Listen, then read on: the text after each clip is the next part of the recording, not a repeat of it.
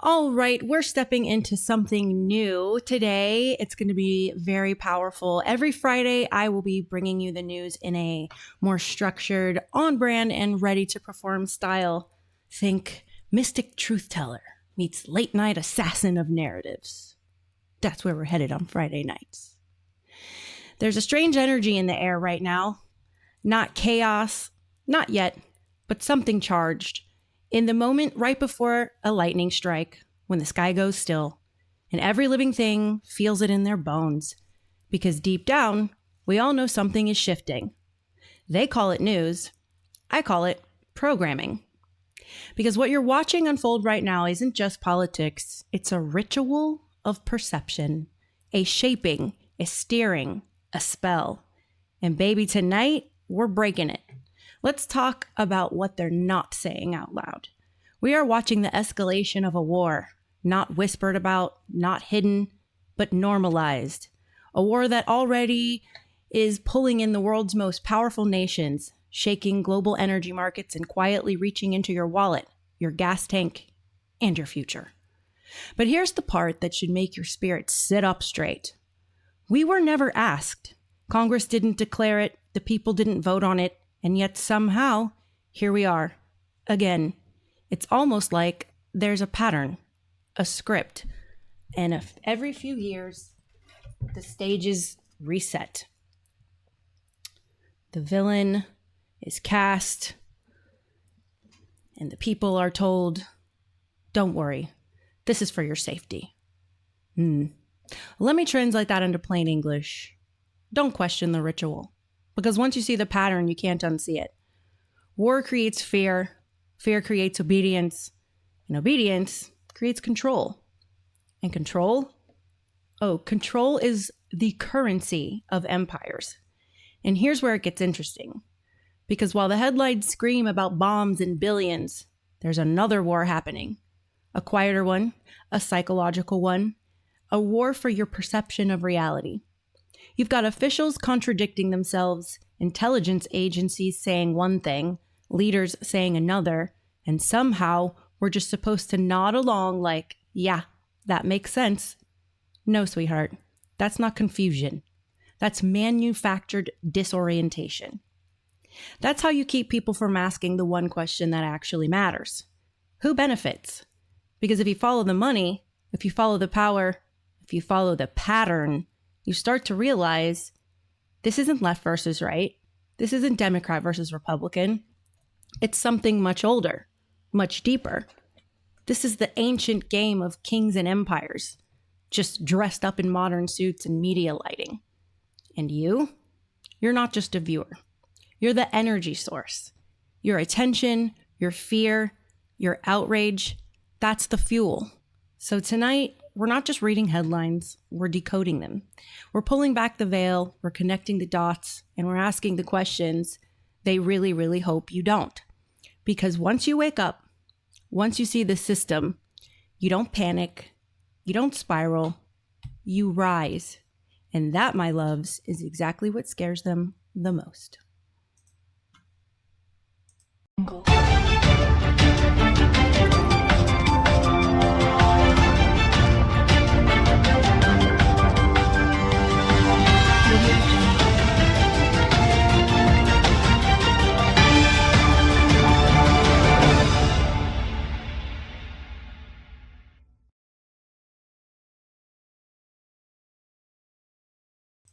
So, I need to get my mouse fixed because we're already off to a rough start. All right, let's start with the headline that should be shaking everyone. The 2026 Iran war. That is no longer tensions. This is a full-scale escalation. Benjamin Netanyahu just confirmed Israel struck Iran's gas fields alone, while Donald Trump says, hey, not exactly what I signed up for. So, what? We're freelancing wars now? Check this out. Iran has launched a new wave of attacks targeting natural gas facilities, as well as at least one oil refinery in the Gulf Arab states. Now, this is coming after Israel launched an assault on Iran's South Pars natural gas field. Now, this field is offshore in the Persian Gulf, and Iran shares it with Qatar. But it's incredibly important for the Islamic Republic because 80% of all electricity generated by Iran relies on natural gas. Meanwhile, Iranians use it for heating their homes and cooking food. This is crucial for Iran, particularly as its theocracy is pushed ever closer to the edge by a series of Israeli and American airstrikes that have decimated its military, as well as seen top leaders in the country killed. That's why Iran has retaliated with these attacks on the oil infrastructure, on the natural gas infrastructure. And while the Strait of Hormuz is sort of closed right now because of these Iranian attacks, anything that does this much damage to oil and natural gas fields will mean that after this war is over, whenever that is, it'll take even longer for those supplies to enter the global market, meaning energy prices could remain elevated for some time. And right now, the Gulf Arab states are weighing what to do. We heard from Saudi's foreign minister overnight who said that any trust that had with Iran was gone now. Contrary, this pressure will backfire. We don't know if that means that the Gulf Arabs are going to allow the Americans to potentially use their military bases to launch attacks on Iran, or if that could mean the Gulf Arab states engage in combat directly with the Islamic Republic. But all signs point to further escalation in this war that so far shows no signs of stopping. All right, so meanwhile, Iran retaliates by hitting energy infrastructure across the Middle East. Oil spikes, global markets shake, shipping routes choke. Translation, you're already feeling this at the pump. And it's only going to continue to rise. And when that happens, the cost of everything goes up. At the grocery store, everywhere. But here's the psychological layer. We're being told this is about security. Yet intelligence officials are quietly admitting there wasn't even a clear imminent threat. So let me ask you, if the threat wasn't immediate, then why the urgency? And more importantly, who needed this war to happen right now? Israel? This is the video that's going viral today.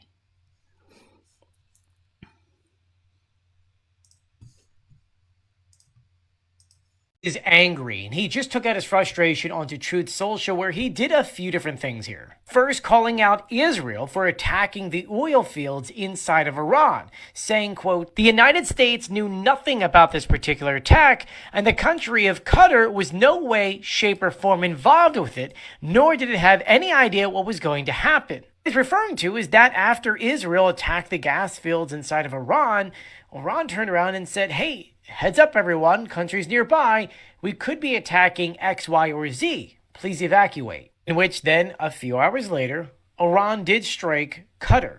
There is a massive, probably the largest liquefied natural gas facility. It was hit. According to Qatar's defense ministry, they said that Iran had targeted the world's largest LNG producer, saying that it caused extensive damage. Because of what Israel did, Trump says here, no more attacks will be made by Israel pertaining to this extremely important and valuable South Pars fields unless Iran unwisely decides to attack a very innocent, in this case, Qatar. Adding, and this is a big warning here, in which instance the United States of America, with or without the help of consent of Israel, will massively blow up the entirety of the South Pars gas field at an amount of strength and power that Iran has never seen or witnessed before. Grand question is, how will Iran respond to this? And how will Israel respond to Donald Trump calling them out on Truth Social? I'll be sure to keep you updated, so please do share my videos. Yep. And now I'm going to show you exactly what he just said, what he just asked. We've got some rare criticism of Israel from President Trump over the war happening. State media in Tehran is reporting new attacks on its oil production facilities and the world's largest natural gas field. President Trump says that Israel did this out of anger and the U.S. knew nothing about the attack. You're seeing pictures of that attack right here. President Trump says Israel will no longer strike that facility unless provoked. But now the president is threatening to blow up the Iranian gas field if attacks on an energy hub in Qatar continue. This week, Iranians gathered to pay their respects to the Mr. President, seeing defections. Israel. There's a lot of military defections also. You have a lot of military defections in Iran. I don't blame them. Thank you, Mr. President. Have you talked to Prime Minister Netanyahu about attacking the oil and gas fields? Yeah, I did. I told him don't do that, and he won't do that. We didn't discuss. You know, we do. We're independent. We get along great. It's coordinated, but on occasion he'll do something, and if I don't like it, and so we're not doing that anymore. Well, I'll say two things. Fact number one, Israel acted alone against the Slawiya gas compound. Fact number two, President Trump asked us to hold off on future attacks, and we're holding out. What do we see? What happens if are there any signs that the Iranian regime is cracking? A lot of signs. A lot of signs. I wish I could divulge all of them, but I see that. But will I tell you, will I commit right now that it's going to collapse? I can tell you that we're working to create the conditions for it to collapse, but it may survive, it may not. If it survives, it'll be a lot weaker. There's no comparison. It'll be at its weakest point, shorn of industries that it built over decades, death industries, shorn of many other capabilities that they have, and equipped with the experience, with the knowledge that if they try it again, they'll be hit again even harder. I cannot tell you of the technological developments that we are engaged in to anticipate this and other possibilities. But Israel has shown that it can do wondrous things. And in partnership with our American allies, we can do amazing things. Mr. President. Okay. So pause. Because this is where things go from serious to totally suspicious. So let me get this straight. Donald Trump comes out and says the United States knew nothing about the Israel striking Iran's South Pars gas field. Nothing. Not a whisper. Not a signal. Not a little, hey, just a heads up. We're about to light the match. And not only that, he says Israel violently lashed out. And that they acted alone. Now, I don't know about you, but we're talking about one of America's closest allies, a nation deeply tied to U.S. intelligence, military coordination, strategy, assassinations. And you're telling me they just went rogue? No coordination, no approval, no awareness. Maybe Trump just threw Israel under the bus. Maybe his ego will wake him up to Bibi's spell finally. But here's the psychological breakdown of Trump saying, we knew nothing. We told them not to do it. They did it anyway. And stop. Here's what this does to the public mind. It creates plausible distance. It allows the U.S. to say, hey, that wasn't us, while still being pulled into consequences. It's like when your friend starts a fight at the bar and you're standing right there like, I didn't throw the punch, but you're definitely about to be in the brawl. So now we have to ask something deeper. If the true U.S. truly didn't know, what does that say about the U.S.'s control? Or if they did know, what does that say about transparency? Because either way, something doesn't add up. And this is where the illusion gets interesting, because you're being presented with two options. The U.S. is not in control of its closest allies, or the U.S. is not telling the truth. And either one should alarm you and make you pause. because both scenarios crack the narrative of stability. And when the illusion of control cracks, people start asking questions. So tonight's $1 million question is, are we watching allies act independently, or are we watching a script with very carefully assigned roles? Because I don't know about you, but if America knew nothing, it's starting to sound a lot like we just don't want to say. And speaking of things they don't want to say out loud, let's talk about money, for God's sake. Because whether they knew or didn't, somebody's getting paid. But what's the $2 billion question? If the war is almost over, why is the Pentagon going to ask Congress for an additional $200 billion? Well, we're asking for a lot of reasons beyond even what we're talking about in Iran. This is a very volatile world, and the military equipment, the power of some of this weaponry is unthinkable. You don't even want to know about it. Oh, you could end this thing in 2 seconds if you wanted to, but we are being very judicious. But we want to do. Don't forget, Biden gave away. I rebuilt the military in my first term. Biden gave away so stupidly to Afghanistan a lot. He didn't want to move it. He was too lazy, too stupid to move it. But it was a very small amount. It was a lot, but it was very small relative to what I purchased and what I built. We want to have vast amounts of ammunition, which we have right now. We have a lot of ammunition, but it was taken down by giving so much to Ukraine. They gave so much. Biden gave $350 billion worth of cash and military equipment to Ukraine, and he didn't rebuild anything. Fortunately, we have a lot. We have a tremendous, unlimited supply of what you'd call middle and upper middle armaments and military equipment, munitions, armaments, but munitions in particular. At the high end, we have a lot, but we're preserving it. We don't really need it, but we're building. Our manufacturers of military equipment are building at a level they've never seen before. They've never done before. Pete's in charge of it with all of us, really. But Pete's been very, very strong on it. The general and Pete, myself, the whole group. And Raytheon is building 4 factories. Lockheed is building 5 or 6 factories, and they're building them fast. Because we had a very tough meeting with them. They were going out and buying back stock for $51 billion in one case.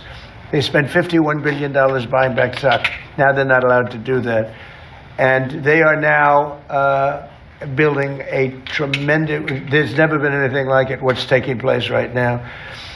So we're in very good shape, but we want to be in the best shape we've ever been in. We were that, when I rebuilt the military, we were in great shape, and then Biden blew it. And he didn't do anything. He didn't do anything. And if you listen to the Democrats, they don't even want to have a military. Now you see how important it is. But we have the strongest military in the world. We have the best equipment. We make by far the best equipment. The other night, they had 114 rockets shot at a certain location. And out of 100 highly sophisticated rockets, out of 114 sophisticated rockets, every single one of them was shot down with our equipment. All our equipment. It's amazing, actually, how good it is. So we want to be sure, and it's a small price to pay to make sure that we stay tippy-top. Support journalism you trust. Support PBS News. There was a report last night that the Pentagon asked the White House for $200 billion for Iran war supplemental. Can you confirm this, and can you explain why a package this large is necessary? Well, as far as $200 billion, I think that number could move, obviously. It takes money to kill bad guys. So we're going back to Congress and our folks there to ensure that we're properly funded for what's been done, for what we may have to do in the future, ensure that our ammunition is, everything's refilled, and not just refilled, but above and beyond. I mean, President Trump, as he said, rebuilt the military in his first term, didn't think he'd use it as dynamically in his second, but he had. So thank goodness he did that. And an investment like this is meant to say, hey, we'll replace anything that was spent, And now that we're reviving our defense industrial base and rebuilding the arsenal of freedom and cutting deals like our great deputy secretaries here is doing, long lead times on exquisite munitions, we're going to be refilled faster than anyone imagined.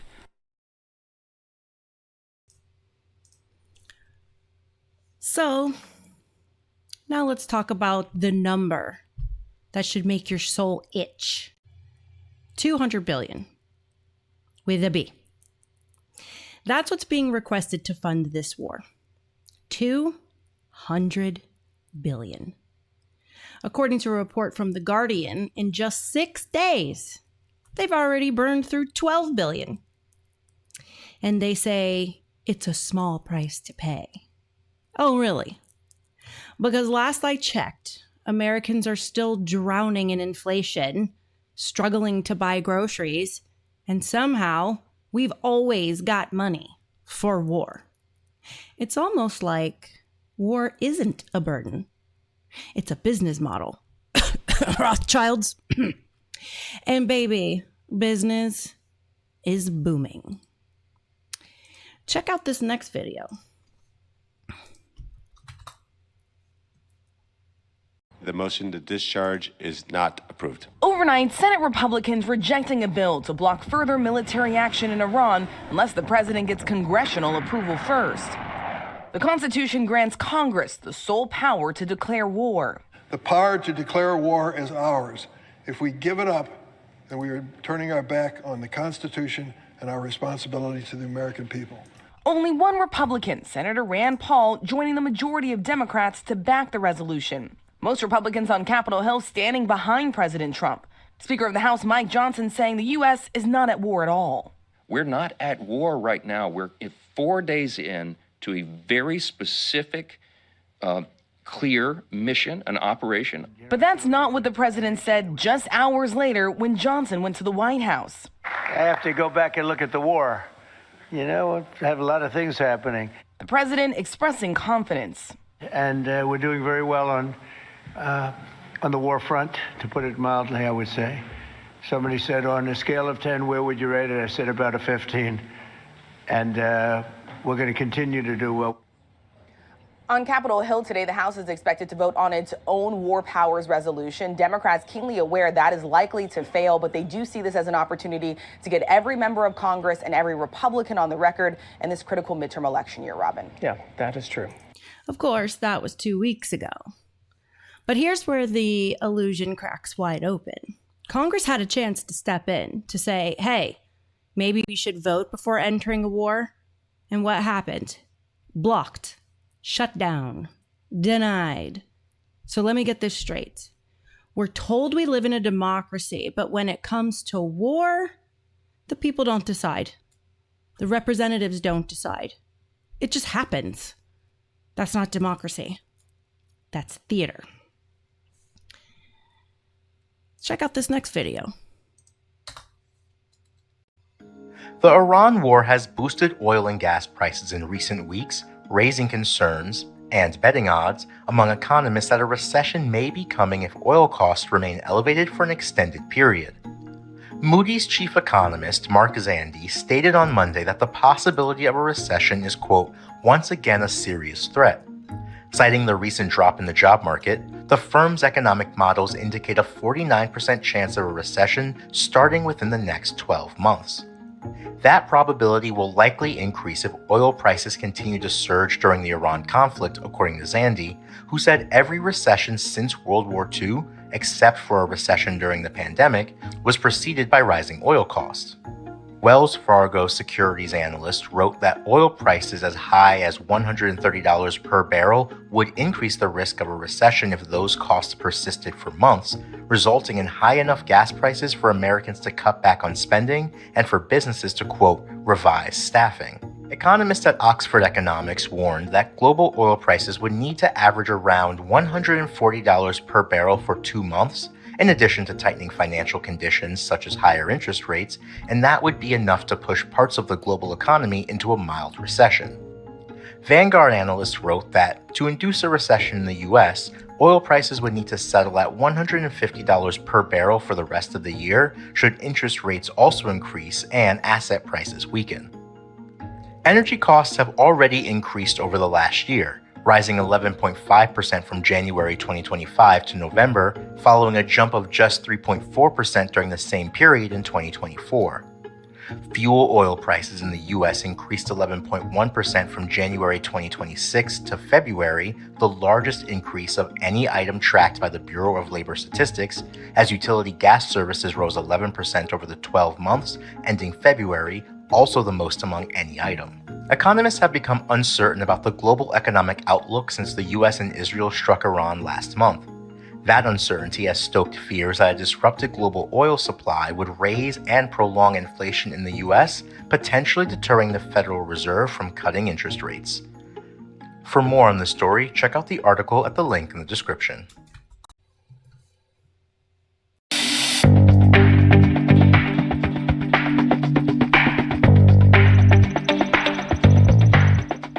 It's a fast-moving environment. People are asking us, what is happening in the Middle East, and particularly what are the economic implications? In all honesty, I have to give you a typical economist answer. It all depends. It all depends on how long the war will last. It all depends on whether there will be political stability coming to Iran. And particularly, it all depends on how long the Straits of Hormuz will be blocked. We all know that 20% of energy trade in the global economy goes via the Straits of Hormuz, which means we expect that the war, the combat, will at least last for 2 weeks, and that it will take at least 4 weeks before the Strait of Hormuz could gradually see some easing and a return to normal traffic, which means that the global economy will again be facing stagflationary pressures, posing a new dilemma for most major central banks. How do you react to stagflationary pressures? If you want to know more about our base case scenario, if you want to know more about how central banks...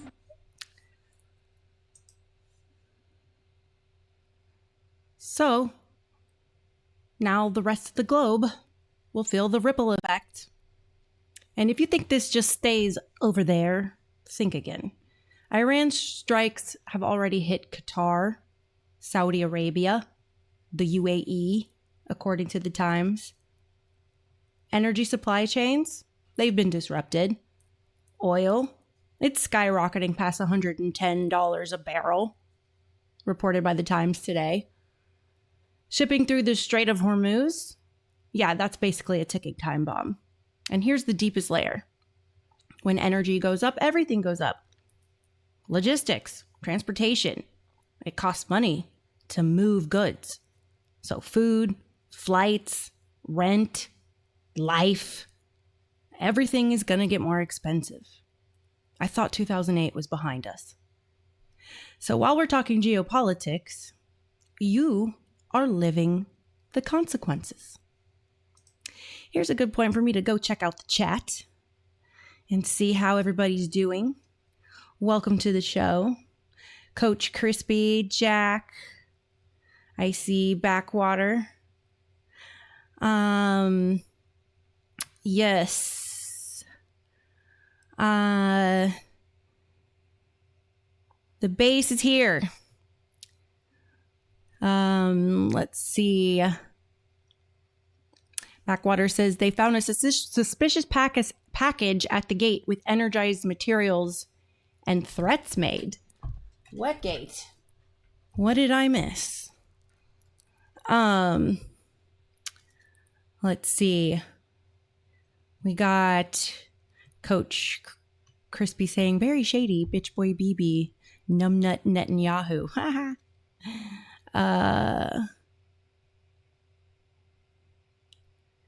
There was a brawl today. Yeah, people are getting testy out there.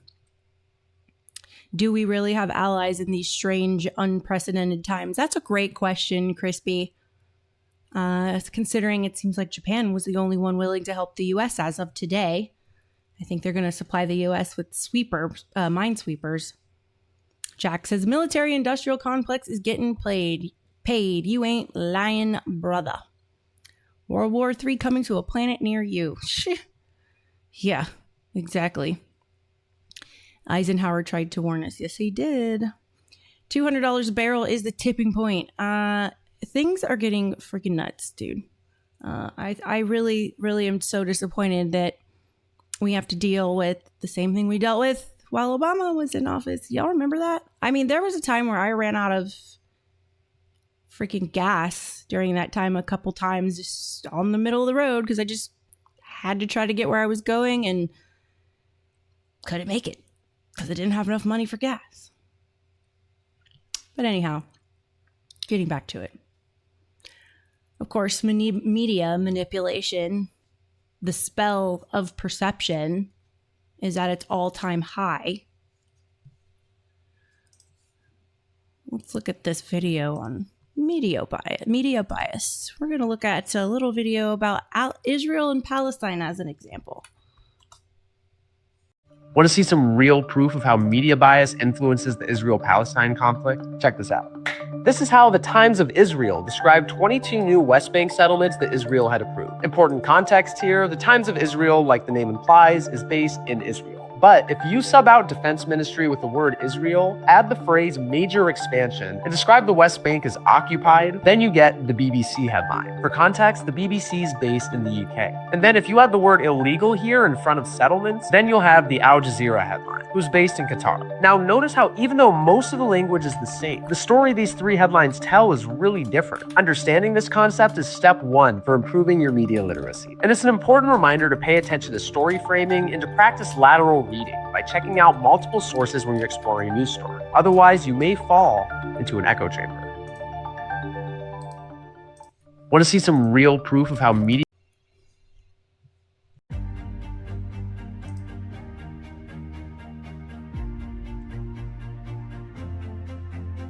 The Vietnam War was the first war covered extensively by television, exposing Americans to the images and reporting on a wide scale. By the mid-1960s, 93% of households in America had television sets in their living rooms. And for the first time, people could see and hear for themselves the effects of war. The influence of television on Americans' perceptions of the Vietnam War has led to the term television war being applied to the conflict. The nightly news coverage of the war played a key role in fueling and galvanizing an anti-war movement. Students and activists were drawn to the anti-war movement, which had allied itself with the national civil rights movement to fight for racial equality. People who supported human rights, nonviolent protest, and conscientious objection came together to form the anti-war movement. The first demonstrations appeared in 1964. Protests against war often took the form of nonviolent sit-ins in which participants refused to leave public spaces. These events were common on college campuses. In 1968, the war changed course when Walter Cronkite, the CBS news anchor and known as the most trusted man in America, provided an editorial expressing his personal views on the war. For it seems now more certain than ever that the bloody experience of Vietnam is to end in a stalemate. Cronkite's editorial made the anti-war movement more acceptable to mainstream Americans. It was no longer a radical movement by hippies and students. Cronkite later said it helped make an honest skepticism not only respectable, but necessary and patriotic. During and after the Vietnam War, the visual format of television newscasts raised some concerns about media bias. Is it ethical for a journalist to voice his or her opinions during an international conflict? And if so, when? In television news stories, how can media programmers strike a balance between compelling human interest stories and objective portrayals to further personal beliefs about the conflict? How much of the information that the media broadcasts has an impact on societal and political outcomes? All right. We are going to bring you guys a message from our partners over at PicAxe. All right, guys, big announcement. The PicAxe Pickaxe app is officially live on iOS and Android. If you're tired of algorithmic manipulation, shadow banning, and platforms controlling your data while throttling your reach, this is exactly why Pickaxe exists. No algorithms deciding who sees your content, no data mining, social media that actually acts social. And this is huge for the Rumble community. Your Rumble videos played directly inside the Pickaxe newsfeed like native posts. No redirects, no audience loss, just seamless integration. We've already got major voices on the platform like Diamond and Silk, The Vigilant Fox, Rampage Jackson, Dr. Pierre Corey, Dr. Mary Talley Bowden, Children's Health Defense, Shannon J., and many more building communities there. The Rumble gaming community is jumping in too. The Joker, Uncle Pudge, Midnight in the Mountains, Vapin Gamers, Chavez Flexington, Soundboard Lord, Cat Dog, and plenty more are making Pickaxe their home base. This is about owning your audience instead of renting it from an algorithm. Download the Pickaxe app right now on iOS or Android, or head to pickaxe.com to join. And remember, you are the algorithm. All right, so getting back to it. So let's zoom out now, because the real battlefield is not just physical, it's perceptual. You ever notice how the same event can be reported 10 different ways, just depending on who's telling the story? One network says defense, another says aggression, the other says unprovoked, and suddenly reality feels slippery. That's not an accident. That's narrative warfare. Psychologically, this is called framing, and it's one of the most powerful tools of influence, because whoever controls the frame controls how you feel. And whoever controls how you feel controls how you react. So instead of asking, is this true? Start asking, why is this being presented this way? Because once you see the framing, you start seeing the strings. And baby, the puppet show gets real obvious after that. So, who is it getting paid for all of this? Let's find out. The term military-industrial complex was coined by President Dwight Eisenhower in his 1961 farewell address. Eisenhower warned Americans to be wary of the military-industrial complex. But what is the military-industrial complex? The military-industrial complex refers to the relationship between the U.S. military and corporations that produce weapons and other goods for the U.S. military. In his speech, Eisenhower stated that if the military-industrial complex was able to gain excess amounts of power, this complex would promote pro-war policies and increase government spending on the military. Since Eisenhower's 1961 speech, the military-industrial complex has increased its power over American politics. Corporations like Boeing and Lockheed Martin lobby lawmakers and hire retired generals to influence the United States to spend more on the military. Ultimately, the growth of the military-industrial complex has led to the United States spending hundreds of billions of dollars on its military every year. The term military-industrial complex. Daddy, someone set a fire in your car because you took too long and I got bored. Money, please. Oh, no, there's no money. Oh, money, please. Money, please. I better give her some money. It's easier. Daddy, someone set a fire in your car because you took too long and I got bored. So which companies stand to benefit from Israel's Iran war? While President Donald Trump's strikes on Iran have heightened global instability, a prolonged conflict could generate significant profits for several industries. Defense and energy companies such as Lockheed Martin, Raytheon, Boeing, and Exxon stand to be the primary financial beneficiaries. Defense companies that contract with the U.S. military, like Lockheed Martin, Raytheon, and Palantir, are the most direct beneficiaries of the conflict, with stock prices for the industry largely trending upward this week despite a brief downturn Tuesday. U.S. Central Command, or CENTCOM, has identified more than 20 weapons systems being used in Iran, which are manufactured largely by Lockheed Martin, RTX and its subsidiary Raytheon, Boeing, Northrop Grumman, L3 Harris Technologies, and General Atomics Aeronautical, among others. Those stocks have broadly been boosted this week, though analysts note Boeing hasn't risen as much because less of its business is dependent on its military contracts. Arizona-based Spectre Works is behind the one-way Lucas drones that the military said have been used to carry out strikes at a lower cost, while the higher-end Tomahawk missiles reportedly also being used in the region are produced by Raytheon. THAAD interceptors, a different type of missile used to intercept enemy fire, are produced by Lockheed Martin.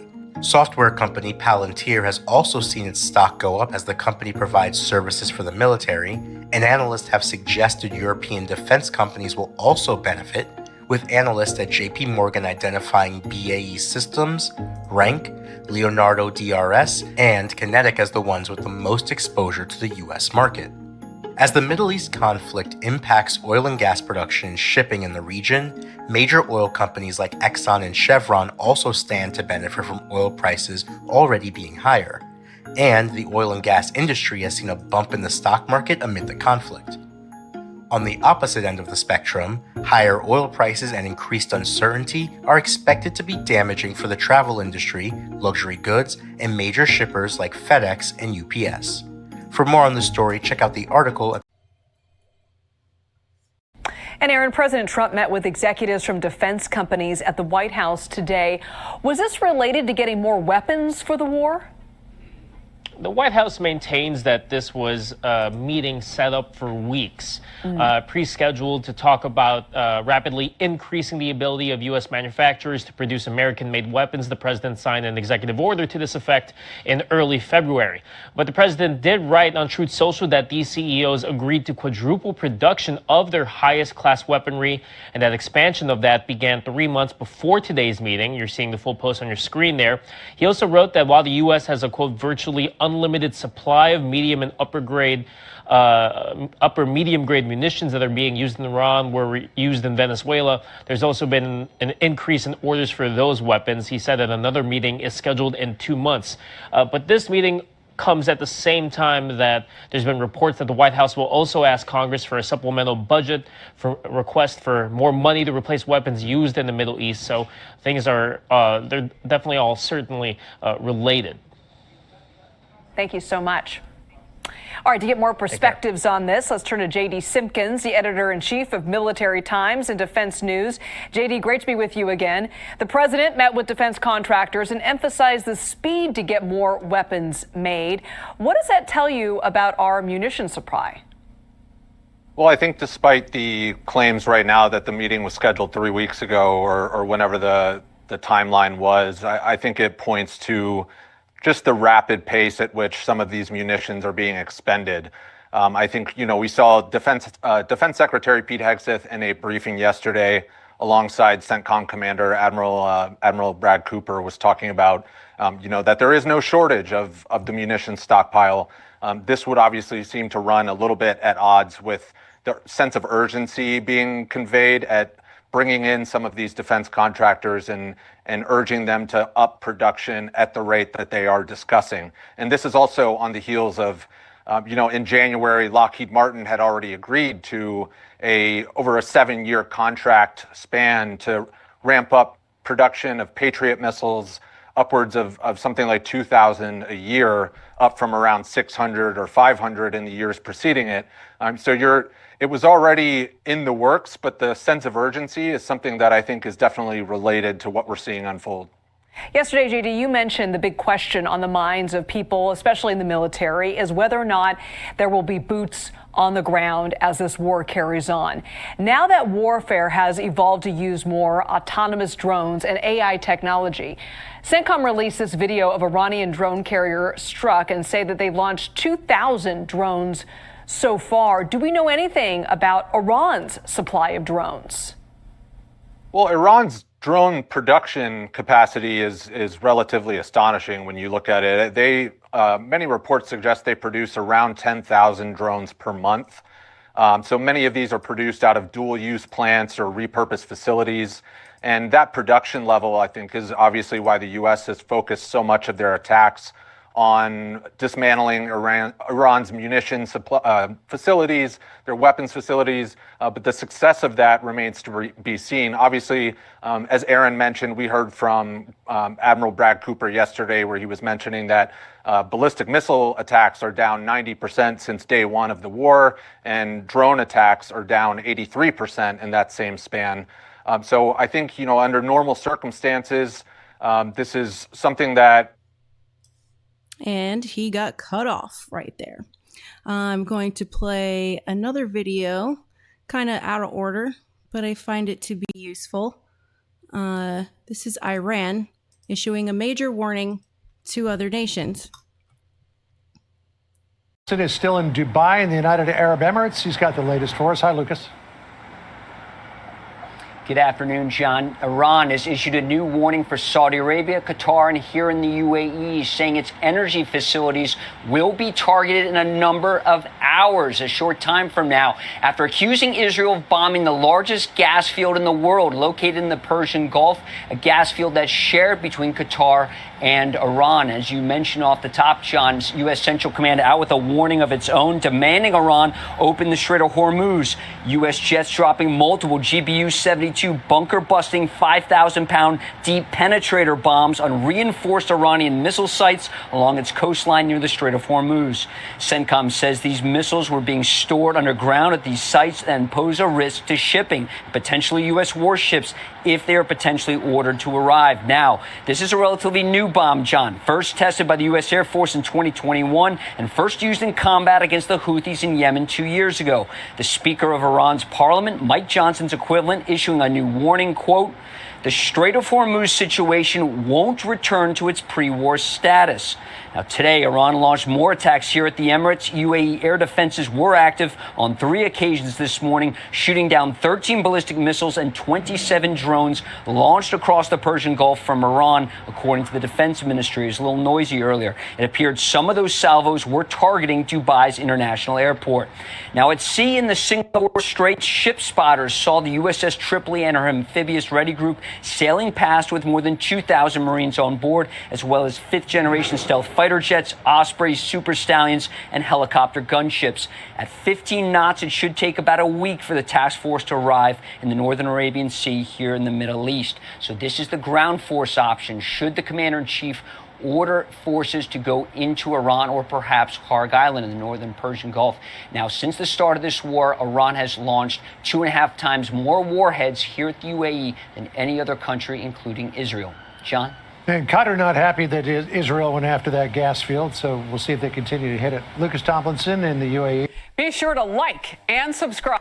All right, so now we might know exactly what that urgency is about. But let's get back to, the question of who's getting paid. Because that's something that rarely ever makes the headlines. Why? Oh, because the citizens are stressed, economies are shaking, families are worried. You might want to check that room. There are entire industries quietly celebrating.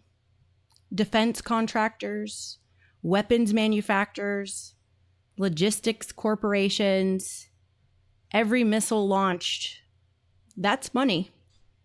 Every escalation, that's profit. And suddenly, that $200 billion doesn't look like aid. It looks like investment. And here's the uncomfortable truth. The military-industrial complex obviously is not a conspiracy theory. It was literally warned about by Dwight D. Eisenhower himself. So the question isn't, is war profitable? The question is profit influencing war? Let's go into our next video on the fear machine and why people don't question it. Conformity is enforced with social threat. You're quietly warned and you're shown that not reacting might be suspicious. Questioning the frame is dangerous. So people react publicly. Why? Fear of ostracism. The fear of being labeled, being seen as one of them. It's constant in the background of everything. And that is not accidental. And obviously, social media didn't invent fear, but it multiplied it by orders of magnitude. And here's why. Fear scales engagement better than any other emotion. It speeds reaction.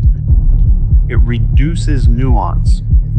It increases sharing, and it locks your memory in place. So the system learns. It tracks what spikes your heart rate, what makes you comment, what makes you argue, what makes you pissed off, and it feeds you more of that shit. Conformity is enforced with social threat. One final factor that can account for the obedience that is so widespread today is cowardice. Some people are skeptical of authority figures, capable of critical thinking and independent judgment, and thus able to sense when authority figures are lying or acting immorally. Yet their non-compliance in thought is betrayed by their obedience in action. They are too afraid of the consequence of acting in defiance of authority figures, and so they choose the path of least resistance by blending in with the blindly obedient herd. This type of obedience is the most inexcusable, for as history has shown time and time again, tyranny rides in on the backs of those who can see that evil is afoot, but do not speak or act against it. This is a clip from our latest membership video on why people are so sheep-like in their obedience to authority. Access this video and... All right. So, let's go deeper into the human mind, because understanding this changes everything. When people are afraid, their brains shift. Critical thinking goes down, emotional response goes up. This is called survival mode. And in survival mode, you don't question authority. You actually look for it. There's a famous psychological experiment called the Milgram experiment. You may have heard of it, where ordinary people were willing to harm others just because someone in authority told them to.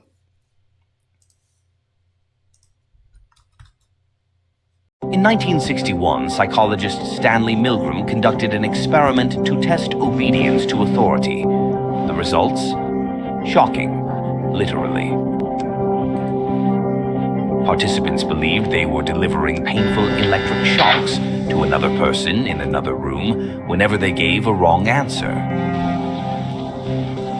Despite hearing screams and protests from the learner, which was an actor, most participants continued to obey the scientist's orders, even when they thought they were delivering lethal shocks. Milgram's study revealed that under pressure, people will follow authority, even against their own morals. They obeyed because the authority seemed credible, the setting felt official, and they thought they weren't responsible. What would you do in this situation? Obey the scientist or refuse to continue? Share your thoughts below. So let that sink in, friends. Because today the authority doesn't even have to be in the room. It's on your phone, on your TV, in your feed, right in your hand. And it doesn't even shout orders. It just very gently nudges, subtly, repeatedly, constantly, until what once felt shocking feels normal. Let's take a look at the chat.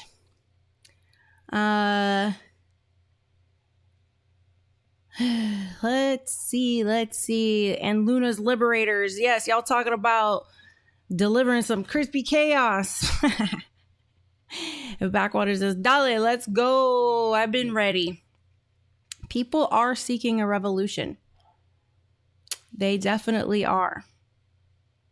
And yes, Luna and her Liberators will be on the front line.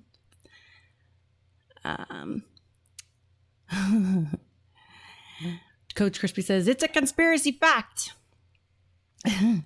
Jack says, all Middle East countries are allies of convenience for oil. They hate us and hate each other. They use the United States for stability, but you can't control evil. Crispy says, Jack, we are useful idiots to all of them. Ain't that the fucking truth? Backwater says, we need to be independent oil oil independent and food independent. We need to stop relying on everyone else. That is why you hear me say America only so much. America only, America only. Because Jack is right. The globalists have been screwing us all, both parties. That's why it doesn't even matter about right versus left anymore. It's 13 families against the rest of the world that they want to make slaves. They're ever hardworking, loyal goyams who they really have no respect for. Us goyams. These things are definitely spiritual matters. And if you're a spiritual person, you can definitely see that. So let's talk more about digital control and algorithms and narratives. Think you are in control of what you see online? These 5 facts about social media algorithms say otherwise. Fact 1. Algorithms prioritize engagement, not truth. The more emotional your reaction, the more you will see similar content. Fact 2. Your feed is custom built based on likes, shares, watch time, and even how long you pause on a post. Fact 3. Echo chambers are not a bug, they are a feature. Algorithms amplify your existing views to keep you scrolling. Fact 4. Social platforms test your behavior daily. You are part of micro-experiments that shape the future of artificial intelligence targeting. Fact 5. You are not choosing content. Algorithms are choosing for you, nudging your beliefs, buying habits, and attention. Subscribe for more digital... Have you ever heard of something called filter bubbles? If you haven't, you'll know what it is now.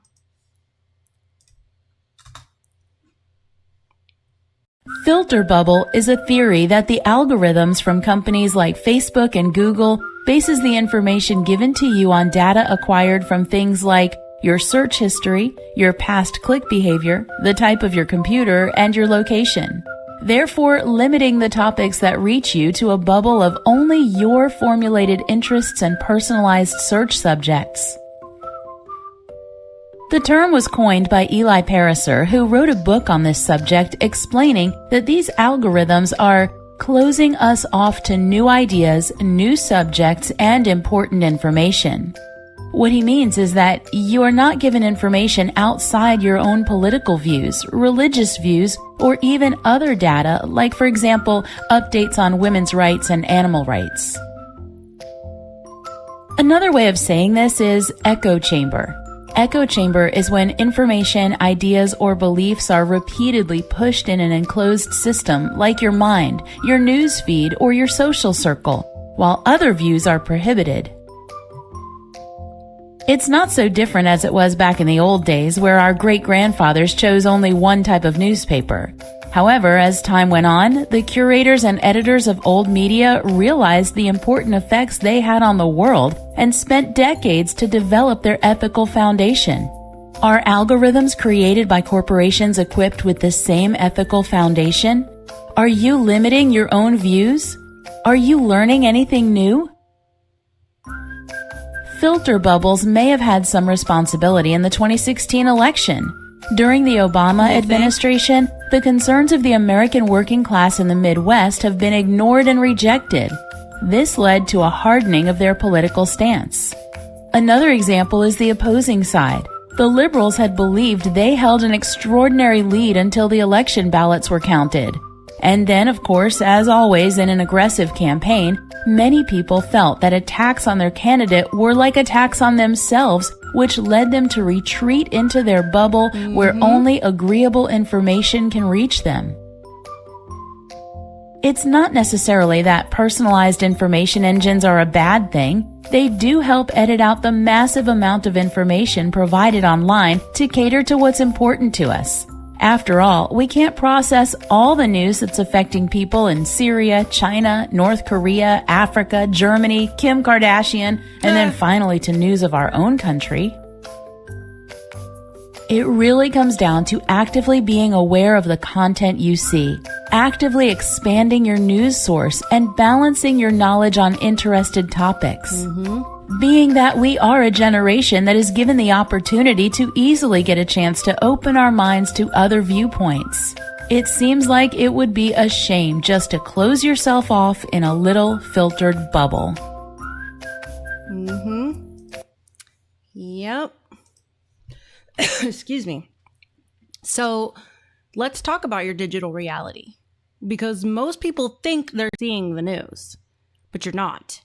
You're seeing a curated reality. Algorithms decide. They decide what you see, what you don't see, what gets amplified, and what gets buried. And the wildest part is that there can be two people who live in the same country and exist in completely different realities. This is exactly how multiple timelines exist. The quantum timeline of people living in North Korea is totally different than the quantum timeline of people living in free nations. The way they imagine the universe is totally different than the way we imagine the universe. And to both people, it's completely real. And if consciousness is part of the mechanics of the woven universe, then think about how many other timelines you haven't cared to explore. See, they're not just technology, quantum timelines. They're social engineering as well. Because if you can divide perception, you can divide people. And divided people, they don't unite. They just argue. They scroll, and then they become vicious keyboard warriors, and they fight each other instead of asking bigger questions that truly matter. So we've got money for bombs, but not baby formula. Make it make sense. If war's about freedom, why do we feel less free every time? Oh, breaking news. The middle class is funding empires they didn't vote for. Nothing says democracy like decisions you had zero say in.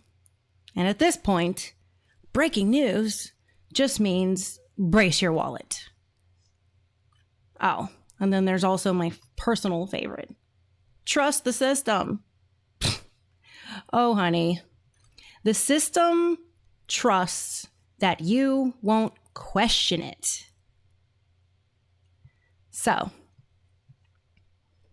we can't get through an episode without talking about the Matrix. We can't do that. So, let's look at the Matrix explained in 1 minute.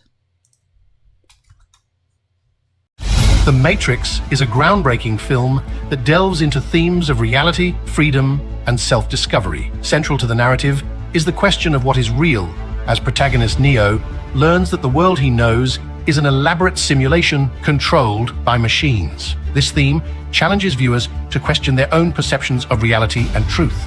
The red pill and blue pill metaphor symbolizes the choice between confronting harsh truths or remaining in blissful ignorance. Neo's journey of awakening and self-discovery echoes classic hero myths, emphasizing themes of transformation and enlightenment. The film also explores the ideas of control and rebellion, with the Matrix representing societal constraints and the human spirit's desire for liberation. The dystopian setting, contrasted with the sleek, artificial world of the Matrix, symbolizes the stark differences between reality and illusion. The Matrix ultimately offers a profound commentary on freedom, consciousness, and the nature of human existence. What film do you want us to explain next? Now that's about the film, which was a total metaphor. Not that it was wrong, but let's get a little deeper. The human mind resides in a higher dimension from which the simulated matrix is projected into 3D. The term dimension refers to different realities existing on various frequency bands. These dimensions aren't stacked like building blocks. Instead, they coexist in the same space, similar to how radio and television stations share the same airwaves. All these dimensions or frequency band realities exist infinitely. The human mind resides in a higher dimension from which the simulated matrix is projected into 3D. The term dimension refers to different realities existing on various frequency bands. These dimensions aren't stacked like building blocks. Instead, they coexist in the same space, similar to how radio and television stations share the same airwaves. All these dimensions or frequency band realities exist infinitely. The human mind resides in a higher dimension from which the simulated matrix is projected into 3D. The term dimension refers to different realities existing on various frequency bands. These dimensions aren't stacked like building blocks. Instead, they coexist in the same space, similar to how radio and television stations share the same airwaves. All these dimensions or frequency band realities exist infinitely. The human mind resides in a higher dimension from which... So, the Matrix is two things. One, it's the pre-programmed concept of society that you're born into, that you're supposed to fall in line. And it's also a spiritual thing, not just a concept, but a physical 3D reality. How the third dimension exists, how walls and the floors and the ground and physical objects in our universe are stable. If everything's made of light, then this is a hologram. And the angels of light constructed our reality. And angels, in their true form, actually look like big giant bugs, kind of like in the Matrix. Which is why in the Bible, every time an angel greeted a human, first things they said were, "Do not be afraid." There are angels that are good. There are those of the same species that are bad, which we like to call demons. But nonetheless, these angels, higher angels called archangels, constructed our reality. Metatron, alongside Lucifer before he fell, constructed the third dimension using Metatron's cube. So we are actually living in the shadow of the cube, light projected like a hologram into the 3D. But it's more important that we understand the conceptual idea of the Matrix, how your mind is being hijacked by the anti-force in the Matrix, the demiurge, the darkness, the devil, whatever you want to call it. There's two separate matrices happening. Which one do you want to be a part of? Understanding reality and the way it works, or a cog in the machine? Let's look at how perception shapes reality. This is the forgotten wisdom of K.H. Gibran.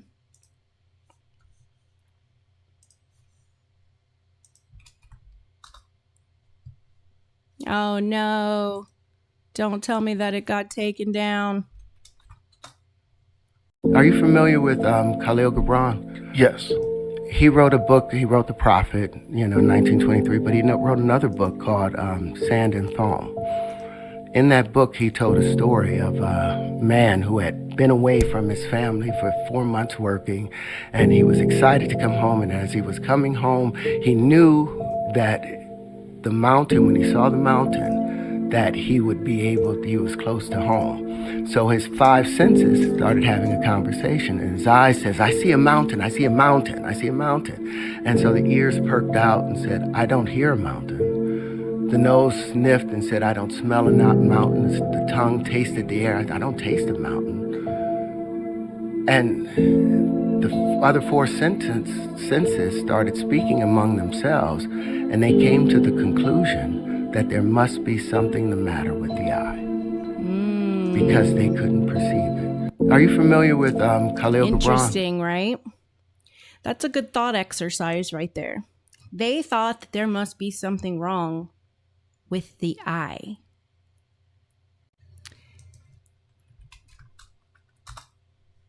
I'm going to play a recording of people chanting, "That is embarrassing," 4 times. After the 4th time, write down what you hear.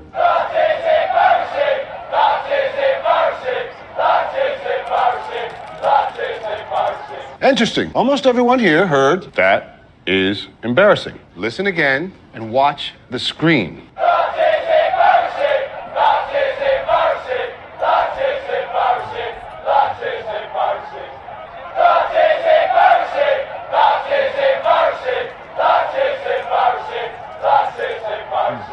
You heard the same thing every single time.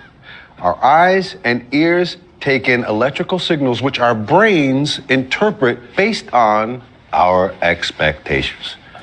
We don't see reality. We see our reality. I'm gonna... We don't see reality. We see our reality. Let me get to the comments before we bring this full circle. I'm totally gonna get a... let's see. So there goes Luna taking us down the rabbit hole. She's good at that. I can't believe you guys just... Crispy, you just said White Rabbit by Jefferson Airplane. My band actually covers that song. I sing that song. It's a bitch to sing, but it's fucking fun. We have our own little style to it, but rabbit hole alert. Luna is good at leading us down the rabbit holes. She's our white rabbit. I'm gonna go get a white rabbit tattoo now. And Crispy says better than white wabbit, Luna. Ha ha ha. Backwater says he'll get the Thirst Trap logo tat. Yes, absolutely. We gotta see these tattoos. I don't know what happened to Gilly, but he was gonna he never made it over, crossed over to the Rumble to the Rumble land. You know, he maybe one day we'll see him again, you know. He was supposed to have gotten a tattoo of my lips. But on that note, we need to bring you a message from our friends over at Rumble Wallet. They can cancel your accounts, freeze your cards, and decide what you're allowed to buy, say, or support. But big banks and financial institutions have total control, and they use it. That's why financial independence matters more now than ever. Introducing Rumble Wallet, a wallet built for real freedom. With Rumble Wallet, you control your money, not a bank, not a government, and not a tech company. You can buy digital assets like Tether, Tether Gold, and Bitcoin in one secure place. No permission, no middlemen, no cancel button. And when you want to start the creators when you want to support the creators you actually believe in, you can use the Rumble Wallet app to directly tip content creators securely, instantly, and without interference. This isn't a credit line that they can shut off. It's your wallet, permanently. Yours to protect your future, yours to protect your family. When the system fails, when institutions turn on their own people, financial sovereignty is the difference between security and vulnerability. Rumble Wallet isn't about politics, it's about freedom, ownership, and protecting what's yours. So take control today. Download Rumble Wallet now and step away from the big banks for good. True ownership, true protection, and true financial freedom. All right, so let's bring this all full circle spiritually, because this isn't just political, it's energetic. Every emotion you feel, fear, anger, outrage, that's all energy. And that's where your attention will go. That's where the energy goes. Energy flows. So if the system can keep you distracted, divided, and emotionally reactive, it keeps you drained, disconnected from your intuition, and disconnected from your power. But awakening, it's different. See, that last video shows you the power of manifestation. Awakening is when you stop reacting and you start observing, when you stop absorbing narratives and start questioning them.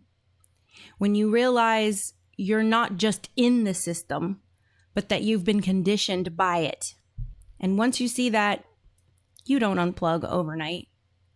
You instead start loosening the cords that tie you, one thought at a time. All right, so let's hear from you guys. Why does this always happen during election cycles? The primary is right around the corner. Oh, you guys notice that too? Do you think all this is planned? Let me answer that carefully. I think that patterns don't lie. And when something happens repeatedly with the same outcomes, at some point you have to ask, is it coincidence or is it design?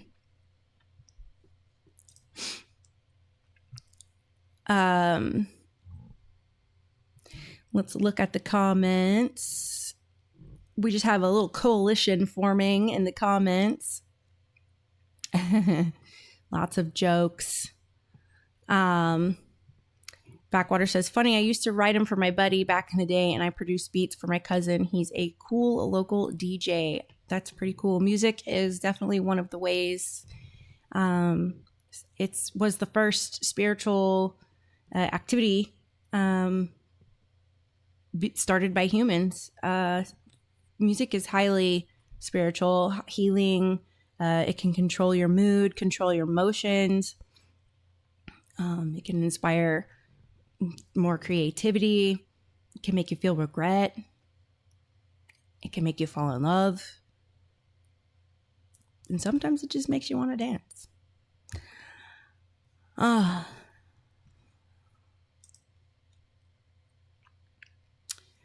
right. We are here at the end. I thank all of you for being with me. Before you go, I, of course, am going to leave you with a few words. Here's the truth that they won't say out loud. You're not crazy for feeling like something is off with the world, because something definitely is. This world, this system, it runs on cycles. War, fear, control, reset, over and over again. But here's what they didn't plan for. People waking up. People who can see the pattern. People who refuse to be emotionally hijacked. People who start asking better questions. Because once you shift from reaction, just being reactionary, to having awareness, they lose their grip. So don't just watch the news. Study it, decode it, feel it, but don't let it control you. Because the moment you take your power back, mentally, spiritually, and emotionally, you step out of the matrix. You know, the one that was programmed for you, the societal structure you were born into. And from that place, you're not a pawn anymore. You're a player. And trust me, that changes everything. So let me leave you with this. You don't need to have all the answers. You just need to start asking better questions. Because the most dangerous person in any system is never the loudest one. It's the one who can see clearly. So stay aware, stay grounded, stay a little rebellious, and most importantly, don't let them think for you. And with that, I bid you guys adieu.